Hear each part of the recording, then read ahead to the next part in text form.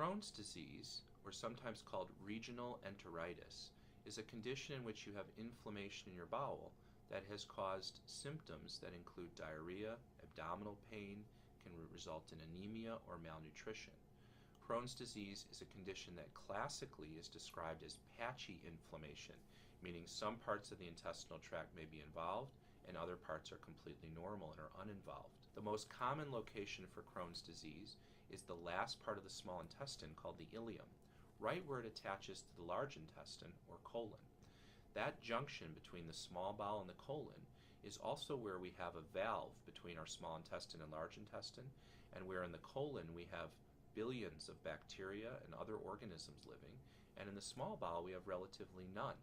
And right at the end of that small intestine where it connects to the large intestine, there's a lot of immune tissue there. It's probably there to protect us and to react to things that are swallowed or bacteria that refluxes into the small intestine. When people have Crohn's disease, they get inflammation in that location or sometimes in other parts of the bowel, and when that inflammation progresses to cause thickening of the bowel wall, it can lead to narrowing of the lumen of the bowel, cramping, or even bowel obstructions. And sometimes the inflammation of Crohn's disease can burrow right through the wall of the bowel into other organs nearby. We call that fistulas.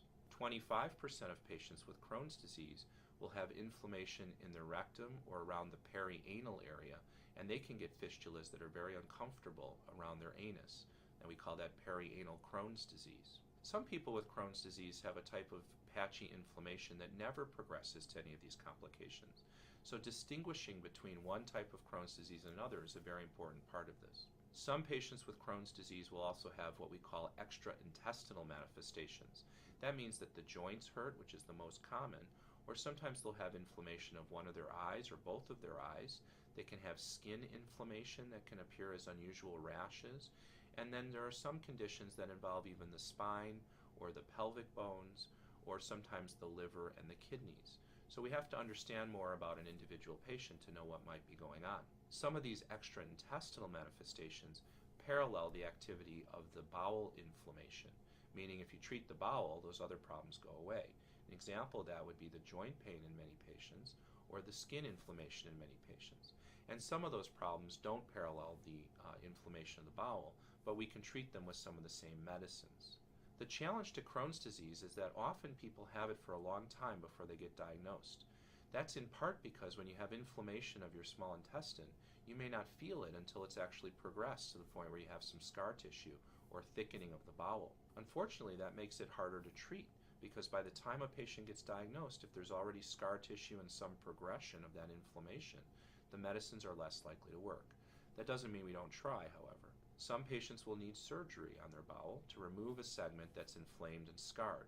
It used to be said that people should avoid surgery at all costs because once they had surgery, the disease would come back faster. That's actually not true at all. We now know that surgery is the most effective way to treat a narrowed or obstructed bowel, and that although Crohn's disease may come back in many patients, it is actually easier to treat when we start over with a fresh segment of bowel.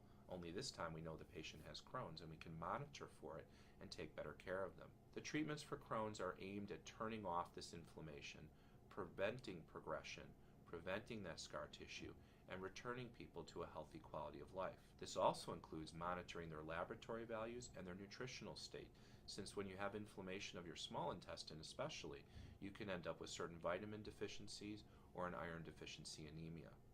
I hope you found this helpful learning about Crohn's disease, and there's much more to be learned which we'll cover in future videos.